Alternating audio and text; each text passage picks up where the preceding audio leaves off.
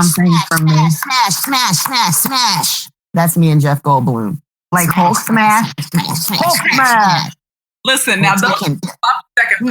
Oh no! What did you say, Bren? He said we have our cold open. Thanks for tuning in to Tackling Tomfoolery. I am Malika Rogers. I'm Bren. And I'm A.M. Lewis. And today we're going to be talking about the best meal we've ever had, whether it was a meal we had outside or a meal we prepared at home or that someone else prepared at home. So, Ramsey, as probably like the bigger foodie out of all of us, I'm going to defer to you to talk about your best meal. This was hard because, as everyone knows, I love the eats. I love all the eats.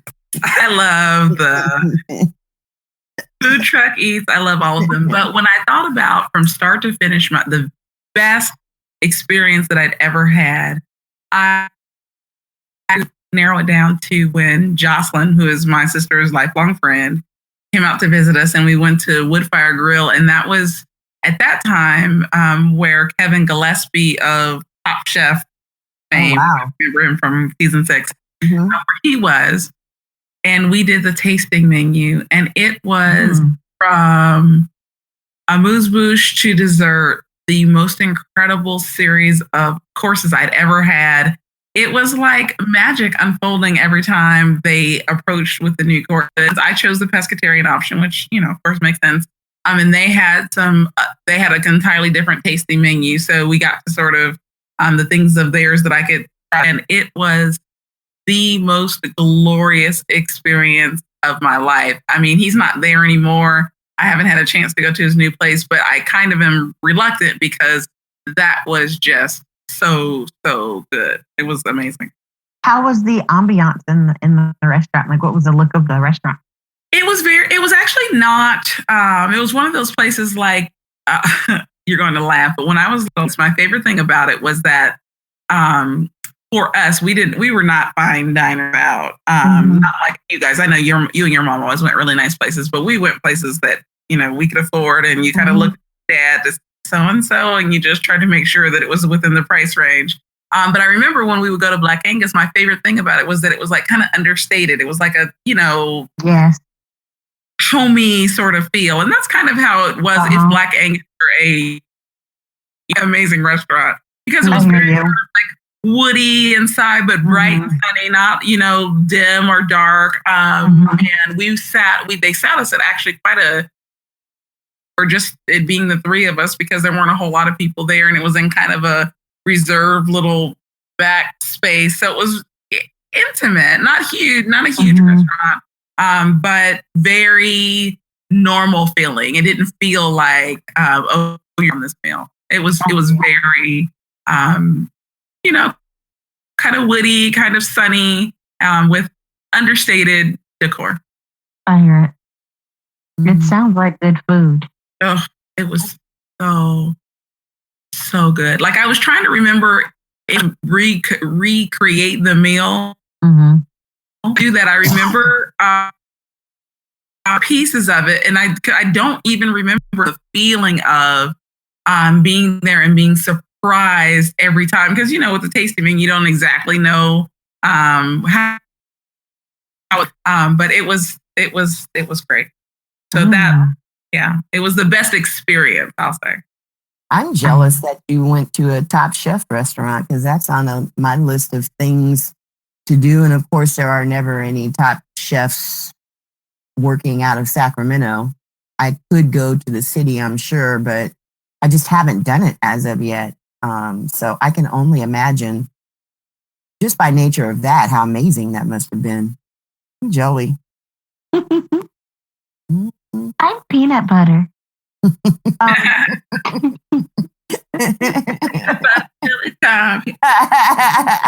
I need to get help. AM? Yes, ma'am. What was your best meal? Well, this is a best meal that I've had repeatedly. And to give a little backstory, I lived in Bakersfield for 6 years, and would, in the time that I was there, came home often.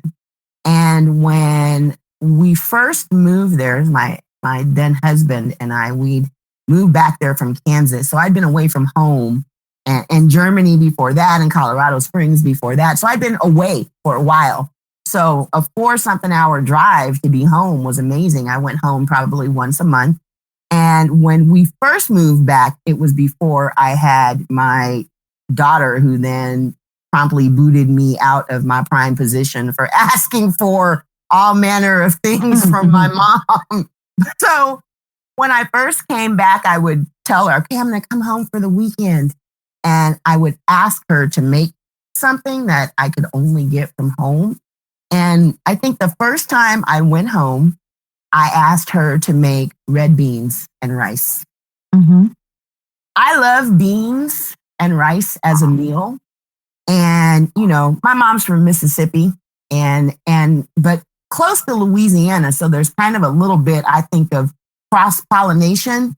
But let me just say, when I got to my parents' house and walked in the door and it smelled like red beans and rice, and I saw my husband, hey, and my mom is a classic, let me feed you mom. She was like, you hungry? Beans is ready. I feel like I might have pushed her out of the way. And just like strolled into the kitchen, got a plate and just like loaded it up. It's red beans, rice, and ham hocks. And that food fed me and fed me. You know what I mean? It's still one of my favorite meals. I haven't asked her to make it in a while, and there's some things my mom makes that I don't even try because I feel like I'm not going to match, and I could just ask. I haven't asked her to make this in a really long time, but it is one of my favorite things, and one of my favorite things that she makes. And, what's the word that they use on Top Chef? It's rustic food. That just is really simple, but so good. And it just felt like, all of the time that I'd been away and not been able to have that food and not been able to have that experience, all just kind of vanished as I dug into this plate of beans and rice and neck bones and cornbread. Let us not forget the cornbread. I was wondering if there was cornbread. There's got to be cornbread with beans and rice. Beans and rice. Yeah, I also love black eyed peas and ham hocks or turkey necks. Also have to have cornbread. That I thought about this. I've had some really good restaurant meals, but nothing really matches in my memory, my emotional memory, and the memory of my palate the way that does. So I asked her a few times over time to make that, and she agreed every time. Every time it was amazing and delicious. So that, for me, classifies as the best meal I've ever had. I love that story. Nice. That's a great story. My mom would love it too if she listened to podcasts. Never telling her about this. I don't know. She's got that fancy iPad. She's got her iPhone. There's no telling what she might. You don't really know her secret life. I don't. But listen, we do not want Annette up in the podcast with the knowledges of all of the things that her daughter is talking about. We do not want it. She will call her prayer circle and immediately go into some intercessory prayer or something for all of us. We don't need it in our lives. Not that. I need to I can get. Hey, generally, yes. Yeah. For these podcast subjects, no. No, God. No. Jesus. She did ask Jesus knows all my situations. She did ask if you and I were dating, so maybe not. Maybe not, because I don't know. She might be side-eyeing all three of us. What y'all? Right. What kind of girl on girl is this? Nancy, how you say you know her? Followed by the classic. I guess. We don't want it. We don't want any of it. No, thank you. What's your story, Malika? What's your favorite, best ever?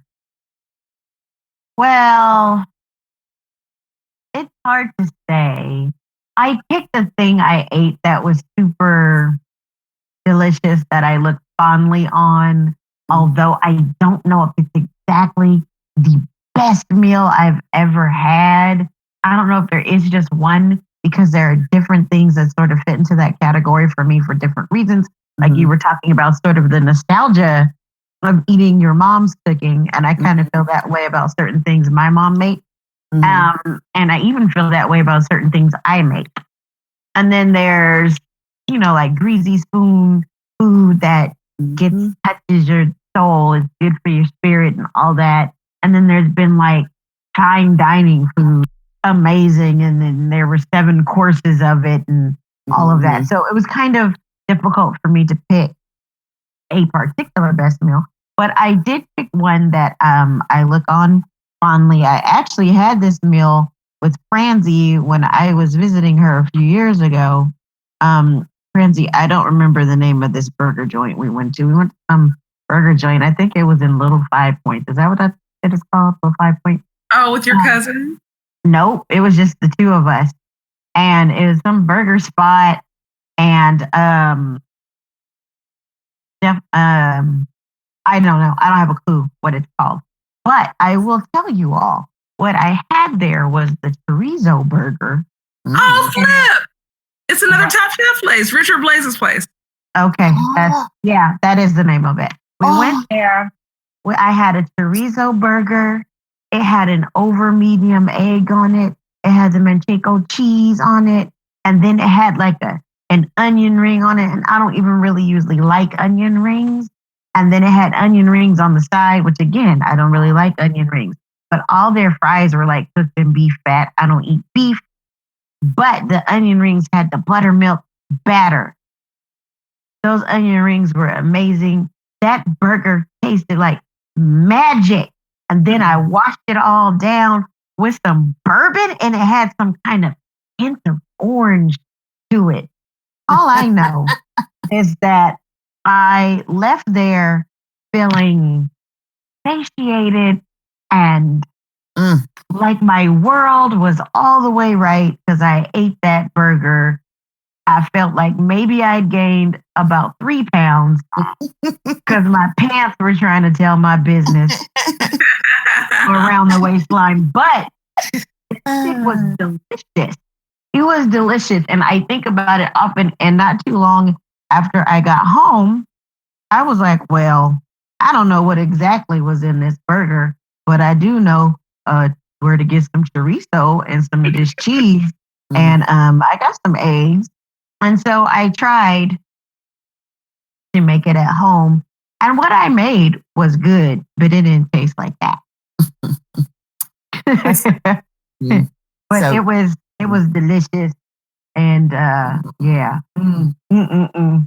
That's my favorite thing. And I do remember that. That was a good meal. That's my favorite thing about traveling though, when you get to go someplace and maybe go to a restaurant where you didn't know, or my absolute favorite thing is when you had a plan for that location and then someone says, oh, have you gone to such and such? You have to go to so and so. It's the best thing ever.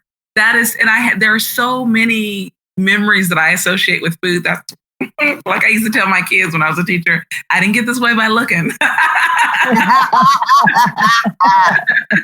I mean, I don't know if anybody else has a runner up. I mean, I do, but I definitely, I have a few runners up, not to be confused with run up because that's different. But I also went to a place called the Slanted Door, and it's in San Francisco. It's I want to say it's on the Embarcadero, and I went there with a friend who was there for a work conference. So because it was a work thing, we got to eat for free. And so we had like a 7-course meal. And the Slanted Door, I want to say it's Vietnamese, I think, cuisine. Mm. And some of the stuff was beef, so I didn't eat that, but it looked and smelled really good. But when I tell y'all, they just kept bringing stuff, and everything they brought out looked better than the last thing they brought out. But the last thing they brought out, you didn't think could get any better. It was delicious. Everything was until I was tired. And I didn't about it. But I did have to take a long ass walk afterwards to keep from passing away in my sleep. But that place is super good.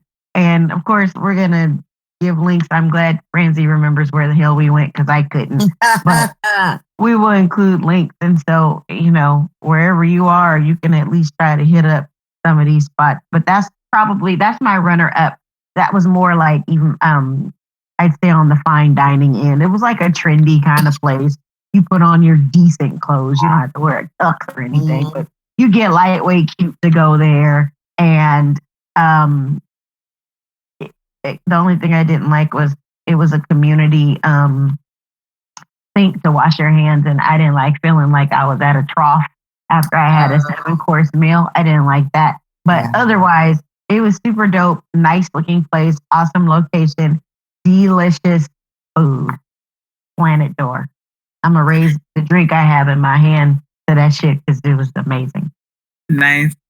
Well, I feel obligated to say that I do have plenty of nostalgia around food at home. And I think that it does do something different for you. And I'm just lucky because my mom bakes and cooks. And for the most part, I love what she does. So I feel like I have to give that disclaimer there. But my runner-up is going to be this place called Pacifica in Virginia Beach. I was there, of course, for work with actually 2 of my best work friends. And we went to this place. We walk in, and anyone who's eaten with me knows that I'm really funny about customer service because when I walk in, you don't seem like you want to help me. I don't seem like I want to spend my money there. So we walked in and it would look cool. It had couches and everything, but it was in kind of dim in there. But there was one guy walking around, but he didn't even acknowledge us. So I instantly had an attitude.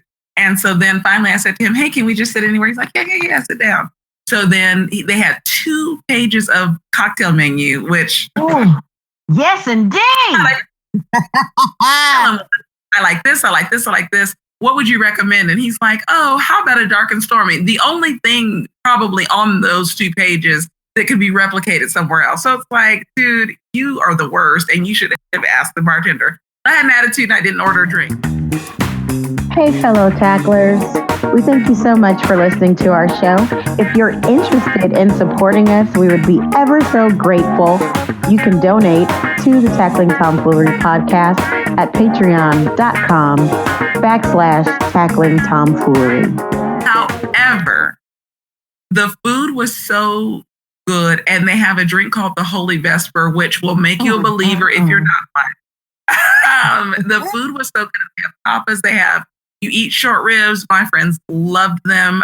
They're so good. We've gone back a 3rd time, but we went to a sister restaurant that was not nearly as good. But Pacifica in Virginia Beach, if you're ever there, do yourself a favor, go in, get the Holy Vesper. And when we were there the 2nd time, the folks in the back, we were sitting near the kitchen and they were talking to us and just sending us out like random, like, oh, did you like that? Try this. Did you like this? Try that. Like, that's my runner up. Did the Holy Vesper involve whiskey? You know what? I was trying to think about what went into it. I know for sure it was, you know what? I'm going to look it up and I'm going to get back with you.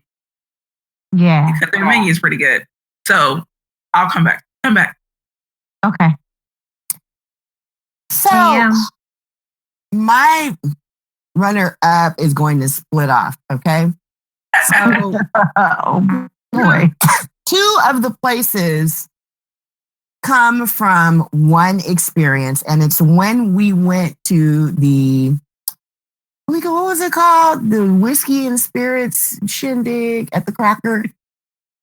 Oh yeah. I don't know. It was whiskey and something else. I stopped paying attention as soon as I heard whiskey. Yeah, I want to say it's whiskey, wine, and spirits. Yeah. It was the first year, which was not 2016, but I want to say, well, yeah, it was 2015. So it was the first year at the Crocker. And so you paid one fee and they gave you this little punch card and you could go in and sample all of the beverages of the adult variety. But you were supposed to be limited to so many an hour because be responsible. But they also had food. So two of the things, they had these waffles from this place called the Waffle Experience. They were just little like triangles of waffles. And I believe that angels made those waffles. I did. Tears, and maybe angel dust because they were freaking addictive. Like I went back a shameful number of times. Kit and I ended up going there, I think not too long after. Yeah. So the waffles have malt in them, Yes, which really give them this ridiculously amazing, delicious flavor. Oh my gosh. And then I got something that came with, oh shoot, what is wrong with my words? It's really it's just bacon, but it's like super fatty bacon. What is it called? Oh shoot, I don't know. Pork yes, belly. That. Yes, we both had the praise the Lord. Man, that's what it's called. Yes, man. So, I mean, and like I had expectations based on the little waffles that they were passing out and whatnot. But I was not expecting that kind of amazement on my plate. It was so good. Then also that night, I sampled some meatballs from Pizza Rock. So most people in SAC know about Pizza Rock. It's not some kind, not giving out like secret gourmet spot, but also went there at some point and had this pizza with some kind of fig reduction sprinkled on it, and fries, honey pancetta fries, and the freaking meatballs. Listen. I did not walk after that meal. I waddled to my car and I drove the F home and I fell the F out because everything was freaking amazing and I was full and it was delicious. Yes. Now, not attributed to eat any of those. These are all runners up. I'll get them all in. Butcher Block Bar, duck fat fries with beer sauce. You need it in your life. And while you're there, please enjoy a Mr. Big, which is one of the best cocktails I've ever had in my life, with some kind of bourbon and orange and freaking amazing. Sadly, I have not been back since, but god dang, it was good. I frequent Block. It's one of my favorite places to go. I'm sorry to hear that, but my jealousy will not allow any love for you in my heart right now because the duck fat fries are indeed amazing. I love going there because it is a whiskey bar, so all things whiskey exist there. The charcuterie is amazing, and of all things, one would not think this, but they make an egg salad that is stupid. I don't know what kind of magic is in it, because anybody else could ask me if I want some egg salad, and I'm going to be like, no, I want that shit. Like, I could eat that at home. Why would I eat that in public? But listen, that egg salad is almost disrespectful. I don't know what they do to it, but it's amazing. Ooh, and then I had some kind of, it was like a trout or something, smoked trout. Really? Dip or something. I am not a fish person. I like fried fish every now and then, but other than that, I'm really full with fish like that. So I had my face browned up. We ordered it and so good. Block Butcher Bar. Absolutely awesome place to go when you're in Sacramento. Also, those turnovers or Pop-Tarts or whatever the heck. Oh, they yeah, call those them. things are good too. Mm. I feel like we now have a destination from an extra home. Yeah. Most definitely. Most definitely. And all the sausage is good there too. That sounds nasty, but I mean, it literally is a butcher bar. So you can see a butcher through the glass making the sausage, cutting up meat and making sausage and all the shit. So yeah, that's a good food and even better whiskey of all kinds. I usually tend to lean towards a Manhattan or an old fashioned when I'm there because everybody can't make a good old fashioned, but they can. I found the Holy Vesper. It is. All I remembered was there were 3 kinds of alcohol and a lot of meth. 3 vodka, Tanqueray, BM, and I know it sounds like a lot, but it's amazing. That's unholy. But that sounds like my germ. Anyway, we have gone into detail about some of the best meals we've ever had. We thank you for listening. I am Malika Rogers. I'm Francie Moore. And I'm A.M. Lewis. Thanks for listening. Bye, y'all. Tackling Tomfoolery is produced by Bren Inman for Evergreen Talent Collective. For more information, find us on the web at www.tacklingtomfoolery.com, on Facebook at Tackling Tomfoolery, and on Twitter and Instagram. Subscribe to the podcast on iTunes, Stitcher, or SoundCloud, and make sure you rate and review the show, as that helps people find us. If you'd like to contact the show, email us at tacklingtomfoolery@gmail.com or leave us a voicemail at 916-573-1065. Let us know what tomfoolery you're tackling. Thank you for listening, and we'll talk to you soon.